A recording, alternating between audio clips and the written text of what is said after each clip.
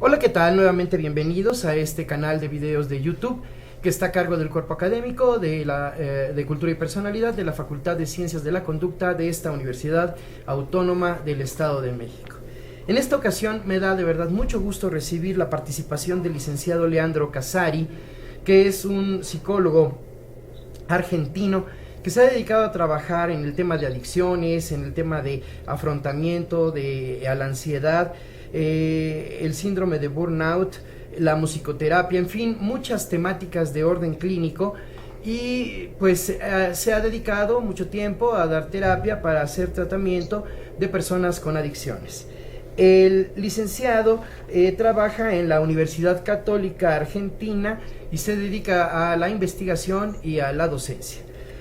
Licenciado, muchísimas gracias por aceptar esta invitación este día. Bueno, gracias a ustedes. Muchísimas gracias.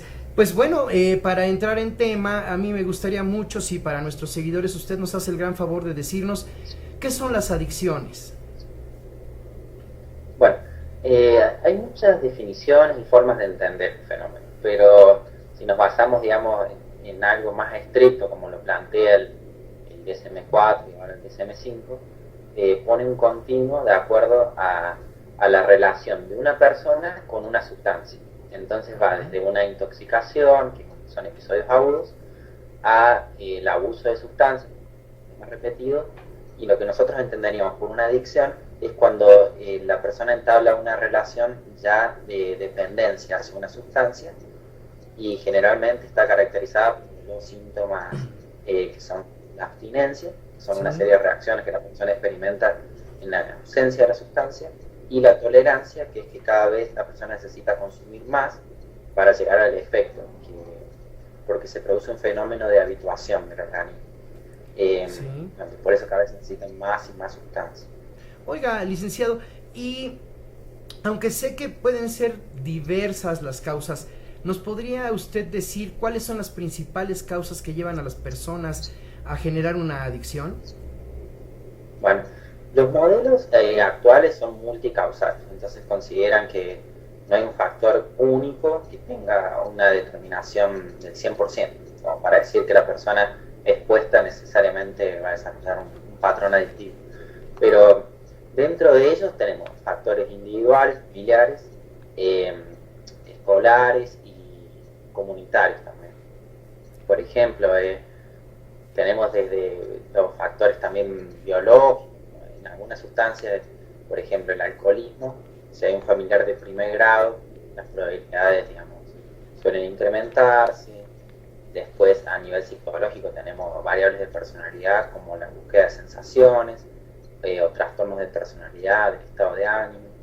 Y después, digamos, existen factores de riesgo desde edades más tempranas, como en la escuela. Entonces tenemos que la deserción escolar es un factor que también contribuye altamente al riesgo, la actitud hacia las sustancias.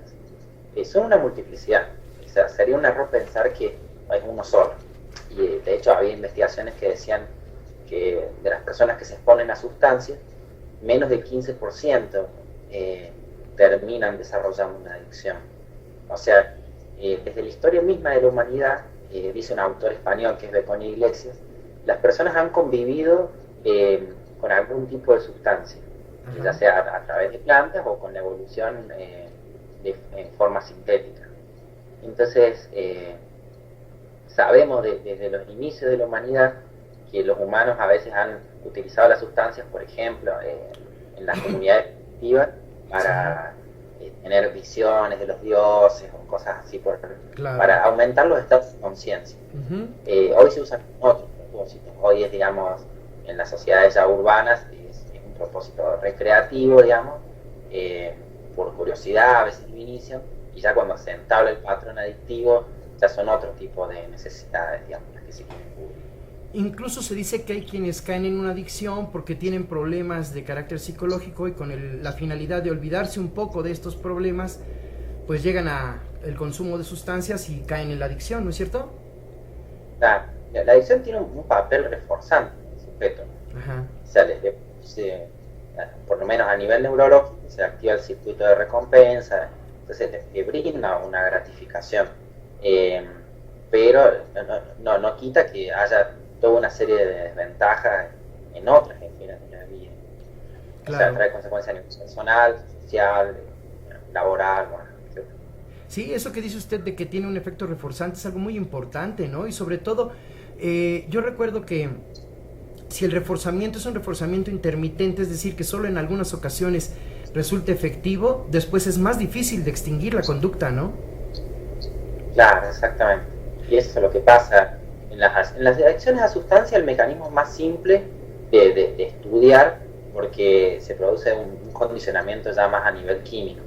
Ajá, Pero, por ejemplo, en la adicción al juego, ahí es diferente el patrón que se da porque la persona, eh, digamos, por ejemplo, cobra el sueldo de su trabajo y tiene la tentación de ir a jugar ahí directamente. Eh, entonces ahí interviene más un carácter intermitente. sí, Mira, el carácter intermitente, los mismos tragamonedas de los casinos lo tienen, claro. porque refuerzan aleatoriamente la conducta, no Ajá, es un patrón sistemático. Cada tantas veces que la persona jala la palanca se produce la recompensa. claro. Oiga, licenciado, una cosa que me parece que es muy importante que también nos haga el favor de conversar con nosotros es cómo nos damos cuenta cuando una persona ya tiene una adicción. El problema. Bueno, además de esos indicadores físicos, digamos, que la persona empieza a experimentar la abstinencia cuando está en ausencia de la sustancia, eh, nosotros, digamos, tenemos que tener la mirada psicosocial de lo que le ocurre a la persona. Sí, Entonces empezar a ver, digamos, qué efectos le trae a nivel familiar, laboral y ya social ampliamente. Entonces, si empezamos a observar, no sé, conductas de cada vez mayor retraimiento o que la persona se empieza a comportar de un modo poco frecuente, en caso del juego, la pérdida de dinero inexplicable, son muchos factores, pero quien está en el núcleo íntimo de la persona se va a dar cuenta fácilmente. Es ajá, como difícil de mantener oculta a las personas más íntimas una adicción. Sí. claro. Oiga, ¿y a qué edad se está llegando con más frecuencia en esta actualidad a tener adicciones, a ir desarrollando adicciones? Queda, y los datos que registran en centros de tratamiento, o sea que son población clínica, eso quiere decir que la población no clínica no sabemos, entonces hay todo un espectro que no conocemos, pero de poblaciones clínicas, desde los 14, 15 años ya se reciben a veces en centros infantos juveniles. Ajá. Entonces, por lo general todos señalan la adolescencia temprana como la edad más, eh, más temprana en inicio del patrón adictivo. Oiga, También influye la edad de prueba, porque cuanto más inferior es la edad, más posibilidades de desarrollar el patrón adictivo. oiga, y aunque sabemos que las adicciones no solamente se refieren al alcohol y algunas drogas o sustancias, que también se refieren a relaciones de pareja destructivas, a familias destructivas, ¿no? Se vuelve adictivo esto. ¿Qué drogas se están consumiendo en las diferentes edades? ¿Usted puede decirnos algo? Eh, y por lo general la población más vulnerable son siempre jóvenes, solteros y desempleados. Esos son los que dicen más o menos la estadística, pero eh, quizás a veces, y bueno, y además el policonsumo. Ajá. Entonces, los casos de monoconsumo, donde, por ejemplo, el alcoholismo suele ser más común en personas mayores, o sea, por ejemplo, mayores digo de los 19, 20 años, entonces de 40 años para arriba. Ujú. Pero los jóvenes, depende de las culturas eso, y depende de la oferta de drogas. Por ejemplo, en Argentina, los datos que relevan los organismos públicos hablan de marihuana y alcohol, principalmente. Pero en Europa tienen los problemas son con drogas duras, digamos, con las drogas ya sintéticas. Ajá. Oiga, ¿y qué tenemos que hacer los psicólogos como terapeutas para invitar a los jóvenes a que se motiven al cambio, para que intenten llevar un estilo de vida saludable, para que dejen la adicción? Y usted sabe que hace unos años hizo un relevamiento en población no clínica, a partir del CEDRONAR, que es el organismo argentino que lleva las estadísticas, y hubo un dato que a mí me llamó mucho la atención, que le preguntó a las personas que habían consumido si se habían acercado a buscar ayuda a un lugar. Ajá. O sea, se habían intentado buscar, así como una pregunta amplia, ¿no? ¿Y sabe cuál fue el lugar que más se buscó ayuda? De instituciones religiosas. En las iglesias. Considerando, ajá. Claro, considerando en sentido amplio, ¿no? O sea, evangelistas, católicas, de cualquier credo, sí, pero religiosas. Ajá. Y a mí me llamó la atención porque yo pensé, digo, ¿qué pasa, digamos, que las personas no decidieron tener de primera mano un tratamiento asistencial, un tratamiento sanitario? Evidentemente, en algo fracasa, digamos, la psicología, digamos, como profesión, ¿sí? si no está considerada la primera opción. Esto sin desprestigiar lo que sucede en las instituciones religiosas, porque evidentemente algún tipo de ayuda le brindan a la persona y digamos, y reciben, la ayuda es inmediata, quizás se lo recibe a la persona en la comunidad, digamos, etcétera. Y a veces tenemos el problema que en los centros públicos se les dan turnos de aquí un mes y la persona no puede estar esperando un mes, 2 meses, con todo lo que le costó llegar a tomar la decisión, porque bueno, después hay todas teorías de las etapas de cambio. A veces en eso se fracasa, digamos. Uh-huh. Entonces, bueno, un poco de la pregunta original que usted me decía de... ¿cómo era, perdón, que me decía un poco? Sí, que cómo llegar a motivar a los jóvenes para el cambio y un estilo de vida saludable. Claro, el estilo de vida saludable, que es el objetivo final del tratamiento de drogodependencia. Uh-huh. No es, digamos, simplemente la desintoxicación y que la persona vuelva a su comunidad y siga con lo mismo, como cuando uno va al médico con un resfrío, sino que es promover un estilo de vida más saludable. Entonces, bueno, ¿cómo se motiva? Hay autores que hablan de la entrevista motivacional. Sí. Fue creada por Ben y Roll. Y entonces ellos hablan, es muy interesante. Para mí todas las personas que trabajan en adicciones deben saberlo porque a la vez tienen un amplio fundamento científico. Sí. Esa teoría lo ilustra de forma muy buena en una especie de gráfico que dice, la estrategia tradicional es llenar un vaso de agua. Entonces dice, es cuando una persona trata de decirle que drogarse está mal, dándole consejos o argumentos. Entonces le dice, no debes drogarte por esto, por esto, por esto, por esto. En cambio, lo que busca la entrevista motivacional, pone el ejemplo al revés, pone un vaso de agua con una pajilla. Entonces dice, la idea es extraer el agua, el vaso, no llenar un vaso con agua. ¿Qué quiere decir esa metáfora? Sí. Que se debe la motivación del sujeto y no inundarlos de motivación. Entonces, muy interesante. Ajá. Por eso el gráfico, uno es una jarra de agua llenando un vaso, dice la estrategia tradicional, y la otra es un vaso donde se le extrae el agua. Entonces, es común que las personas que consultan por estos tratamientos no sea por motivo propio. O sea, vengan o por un motivo judicial o porque la mujer, la esposa, el esposo, algún familiar le pide, digamos, que vaya. La persona termina accediendo, ¿no? Entonces, esos casos son donde se recomienda especialmente la entrevista motivacional. ¿Cuál es el primer punto de la entrevista motivacional? Es trabajar la alianza terapéutica, o sea, trabajar el compromiso.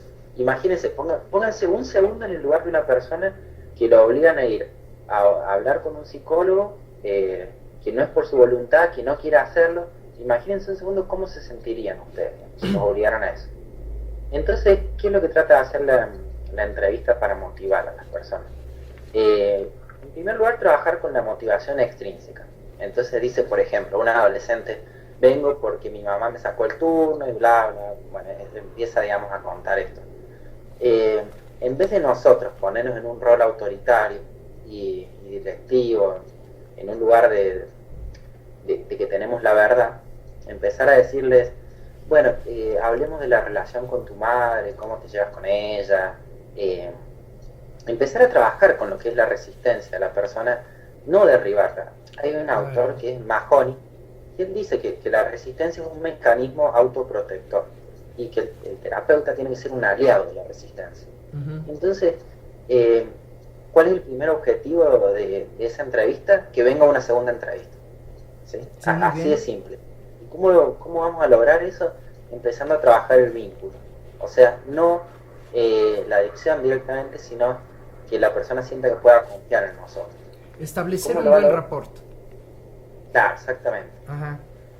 Bueno, se empieza a hablar de por ejemplo, de lo que sería la relación con la madre, áreas de interés de la persona, empezar a trabajar el vínculo y luego de a poco ir provocando la ambivalencia de la persona. Por ejemplo, el modelo de Prochaska dice de Prochaska y Clemente, que las personas atraviesan por una serie de etapas hacia el cambio de una conducta. La primera etapa es la precontemplación, donde la persona no ve un problema, digamos, siente que lo que está haciendo está bien, ya sea porque lo racionaliza o porque está acostumbrado, etc. Entonces, las personas que no sienten motivo para acudir están en esa etapa. Claro. ¿Qué es lo que dicen ellos como estrategia en ese momento? La filosofía básica es que el cliente se construye.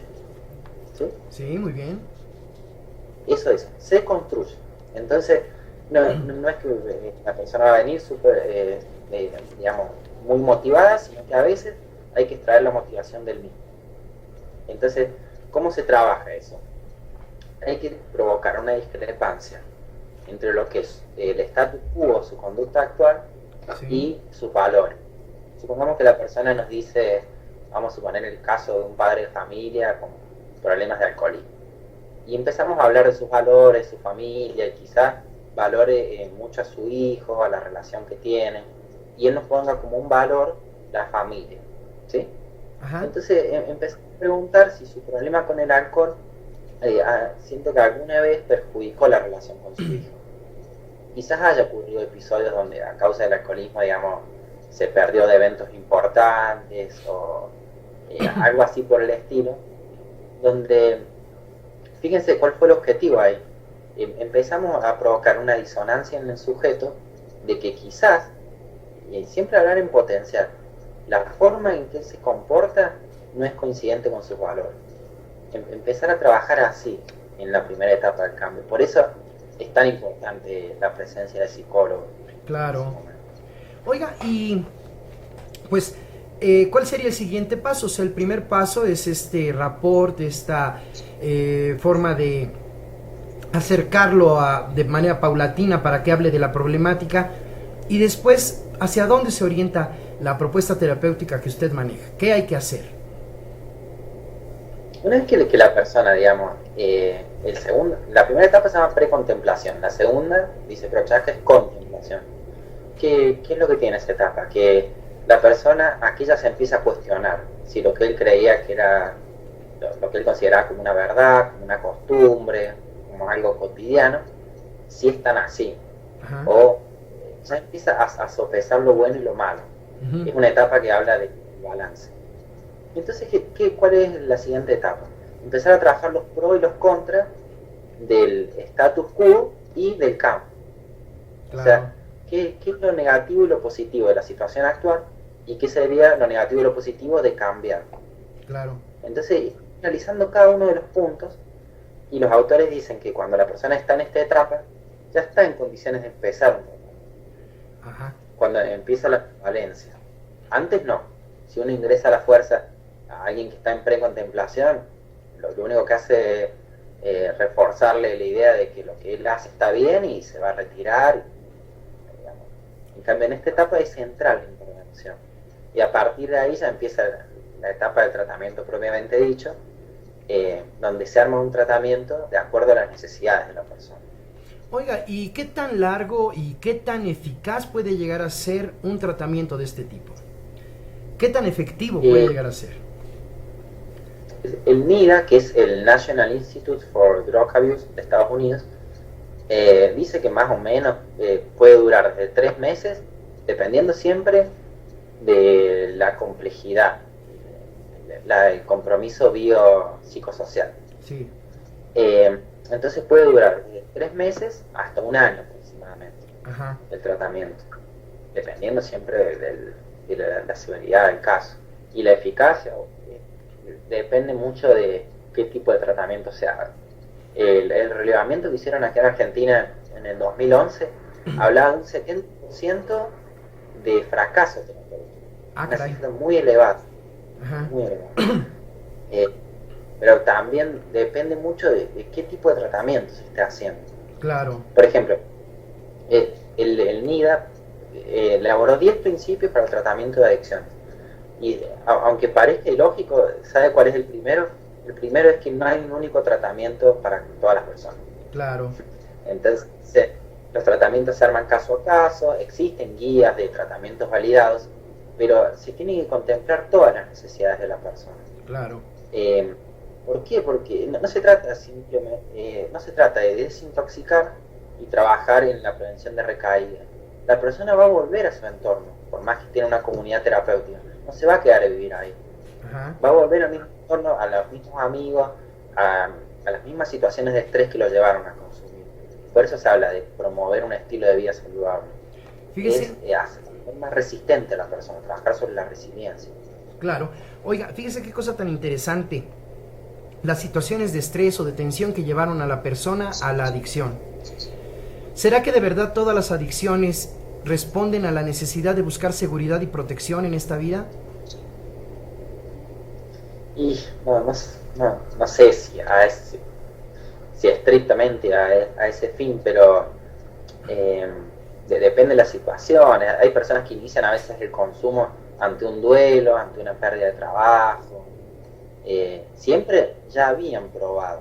Ajá. O sea, por lo general no se produce la adicción así espontáneamente. Sí. Por lo general ya consumió antes algunas. Pero nosotros en el rol del psicólogo hay que ser muy empático con la persona que está al frente. Claro. Entonces, pensar que no es que el sujeto desarrolló una adicción porque hay algo malo en él, porque, digamos, biológicamente o psicológicamente no sabe afrontar los problemas. Nosotros tenemos que ser tan empáticos y pensar que la persona hizo lo mejor que pudo en su situación. Claro. Esto no es para justificar y decir el adicto no tiene la culpa, ni siquiera hablar de culpas en este sentido, Claro. sino tener una actitud de lo que Rogers hablaba de la aceptación positiva, incondicional, y ser compasivo con tratar de decirle a la persona, bueno, en esas primeras entrevistas, gracias por venir, por más que te hayan enviado. Claro. Por más que haya recibido el adolescente que lo envió su mamá, él igual vino. No tuvo que venir, digamos, a la fuerza. Entonces, a demostrarle que se lo acepta a la persona y que no se le juzga. Que, bueno, no se lo juzga, exactamente, esa es la palabra que Roger usa mucho. Sí. No. Oiga, licenciado, y bueno, mire, para ir cerrando esta interesantísima charla que nos ha regalado, dicen que más que curar una enfermedad o rehabilitar, lo importante es prevenir. ¿Qué hacemos para prevenir no llegar a una adicción? Claro, no llegar. Y bueno, por suerte, hoy sabemos mucho de lo que son los factores de riesgo y de protección ante las adicciones. Son las dos caras de la misma moneda. Un factor de riesgo son todos los elementos que contribuyen al aumento de la probabilidad de que la persona desarrolle un patrón de adicción. Y por ende, los factores de protección son lo contrario. Entonces, tenemos múltiples áreas, desde áreas individuales, comunitarias, escolares e incluso laborales. Los principios de la prevención, lo que es más eficaz es la prevención escolar. ¿Por qué? Porque se hace en una edad crítica, que es en la adolescencia, y se puede trabajar con la comunidad educativa en su globalidad. Y incluso hay programas en España que no, o sea, los programas de prevención no es que se enfocan exclusivamente en dar a conocer los tipos de sustancias y los efectos negativos. Más, no tienen ninguna relación con eso. Los programas de prevención en la adolescencia se los llama, había una clasificación antigua que era de específicos o inespecíficos. ¿Qué quiere decir? Específicos si solo son de adicciones o inespecíficos si son globales. Hoy esa distinción no se usa más porque ya se considera que los programas efectivos trabajan aspectos globales. Por ejemplo, la resistencia a la presión del grupo. Se enseña, digamos, habilidades para decir que no. Cuando todo el grupo intenta coercionar a la persona a consumir, digamos, a discriminar, se enseña a buscar información, a dónde pedir ayuda. Hay incluso programas que casi ni hablan de las drogas. Y trabajan mucho con juegos, son muy dinámicos. Este autor que yo le decía, Beconi Iglesias, tiene todo un libro que se llama Bases Científicas de la Prevención.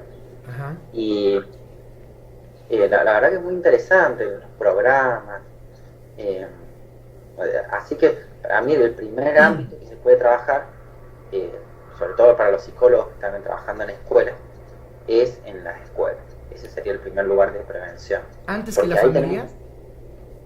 ¿Cómo, perdón? ¿Antes que la familia? Sí.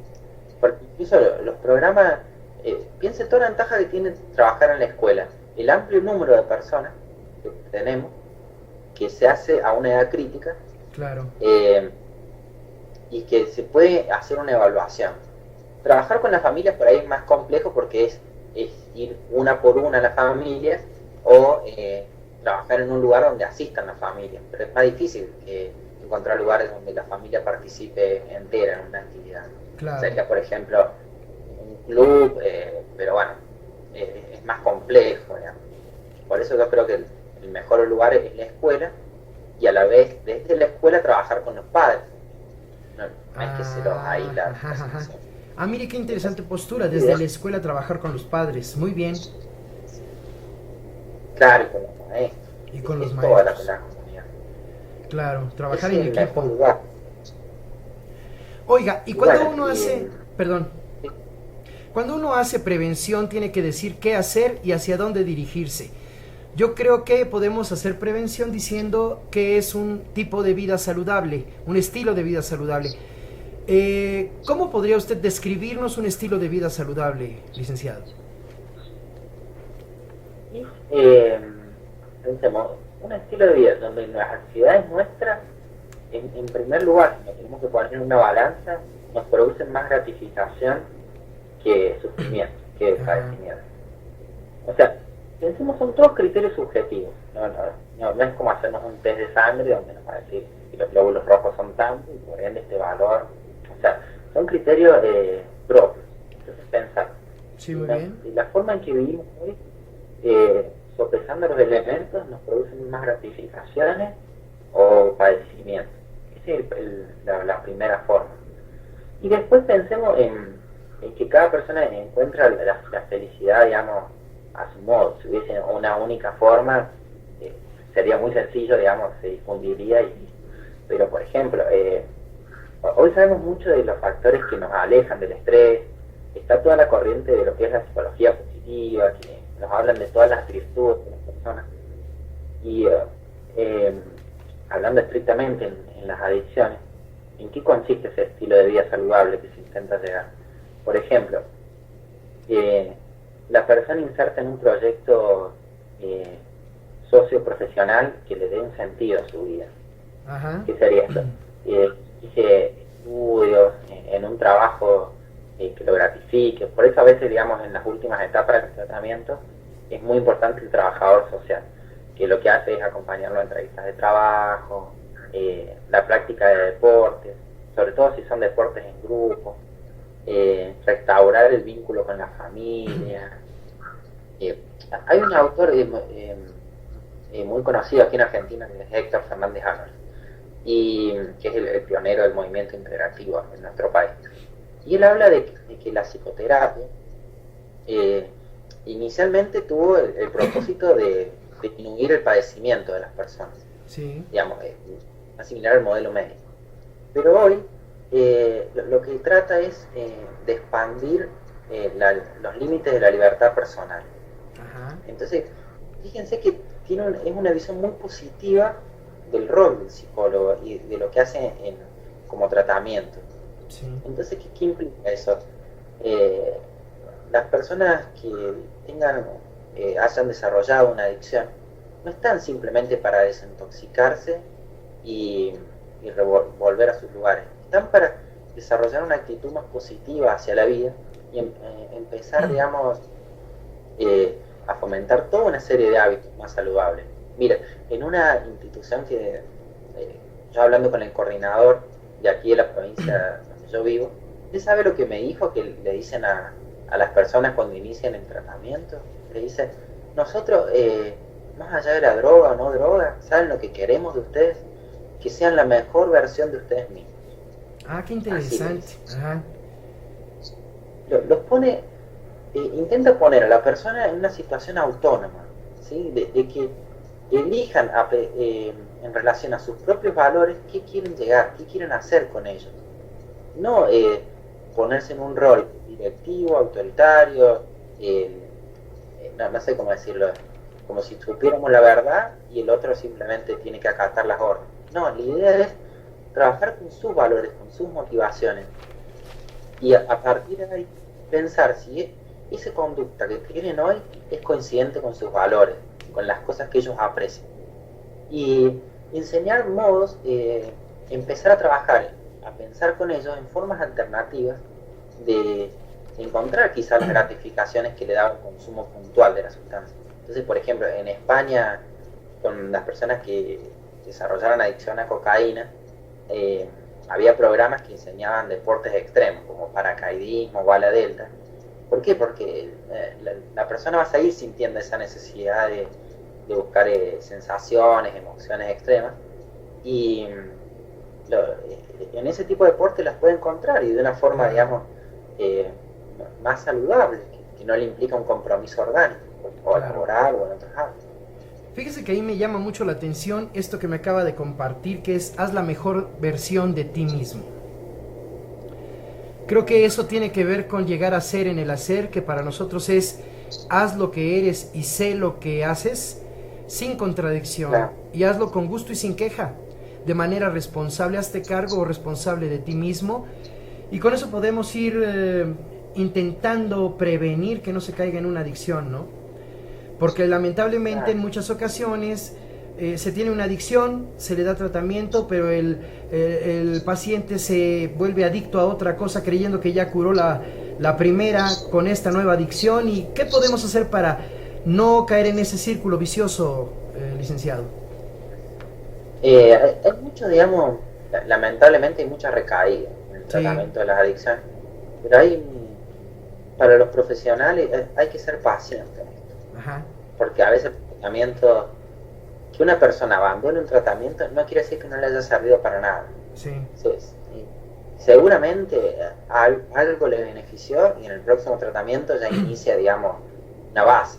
Claro. Entonces, hay un autor, es Marlatt, quien hablaba de prevención de recaídas, y dice, tenemos que diferenciar incluso lo que es la caída, que es un consumo puntual en el proceso del tratamiento, de la recaída, que implicaría volver al inicio, o sea, donde la persona vuelve a consumir sistemáticamente como lo hacía al comienzo. Ajá.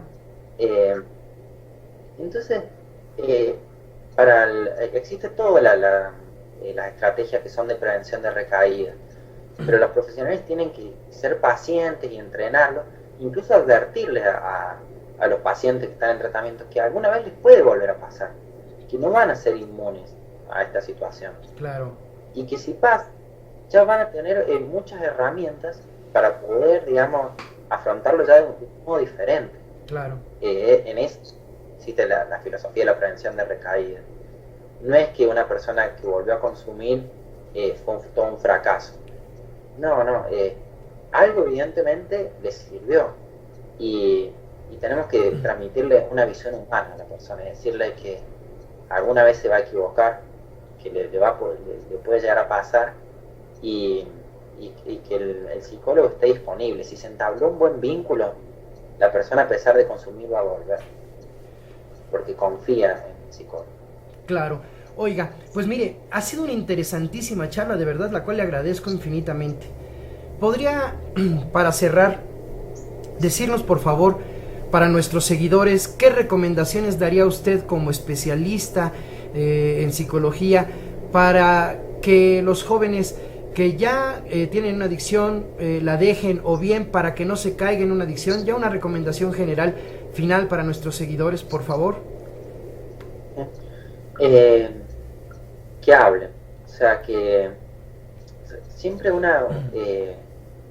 cuando uno está en ese primer estadio que Prochaska hablaba de precontemplación, cuando creemos que lo que hacemos está bien, porque pensemos un segundo, más allá de las adicciones, ese modelo de Prochaska sirve para entender una gran variedad de problemas, ya sea, digamos, violencia de género, otro tipo de problemas. Entonces, a veces la persona necesita hablar con otro, consultar otra perspectiva y ver, digamos, que quizás lo que uno hace no es totalmente cierto.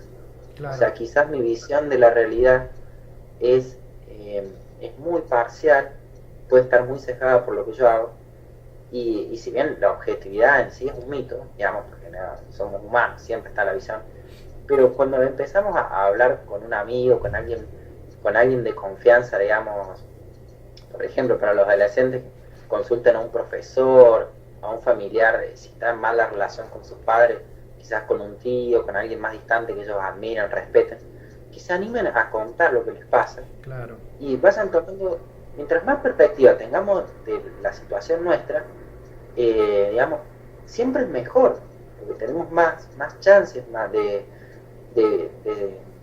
sentir que lo que nosotros hacemos puede ser correcto o incorrecto. Claro. Si nosotros únicamente nos quedamos con nuestra visión, no vamos a saber más que la visión nuestra. Si tenemos más perspectiva, vamos a poder saber cómo nos estamos orientando, si realmente el consumo nos produce algún efecto. Quizás un maestro, alguien de confianza en la escuela, le diga: mira, el año pasado vos eras un excelente alumno, este año has disminuido las notas, y el profesor le puede decir: no sé si esto tiene que ver con tu consumo, pero tenerlo en cuenta. Claro. Porque quizás sí. Cuando ya empezamos a trabajar así, siempre es bueno que no se queden con una única postura.